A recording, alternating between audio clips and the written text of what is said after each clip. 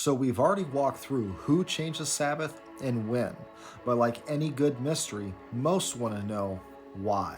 Why would anyone seek to change that which God had instituted? And the only answer that it can be is pride. Now I know many of you may be wondering, what does pride have to do with the change of the Sabbath? But I assure you, if you watch till the end of this video, it will all make sense.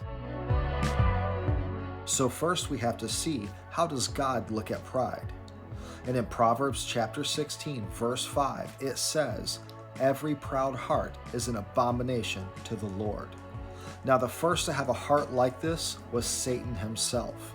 Ezekiel chapter 28, verse 13 describes Satan as being covered with every precious stone. Later in verse 17, it speaks further on the condition of the heart of Satan, stating, "Your heart was lifted up because of your beauty. You corrupted your wisdom for the sake of your splendor."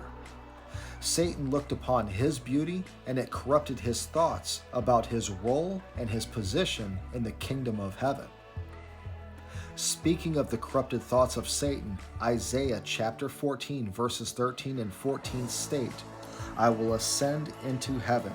I will exalt my throne above the stars of God. I will sit on the mount of the congregation on the farthest sides of the north. I will ascend above the heights of the clouds. I will be like the Most High." Now it was pride that made Satan an abomination to the Lord, and we ourselves have to be careful not to fall into that same snare. 1 John chapter 2 verse 16 says, "For all that is in the world, the lust of the flesh, the lust of the eyes, and the pride of life is not of the Father, but is of the world." It's these corrupt thoughts that led an emperor, councils, and popes to enforce the change of the Sabbath through the ages. The wisdom given them was changed by their splendor.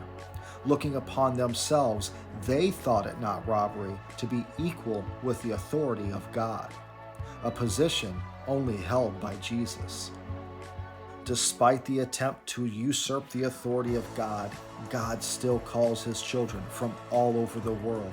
John chapter 4 verse 23 says, "But the hour is coming, and now is, when the true worshipers will worship the Father in spirit and truth, for the Father is seeking such to worship him." The hour is now, my friends. Take the opportunity. The Father is seeking.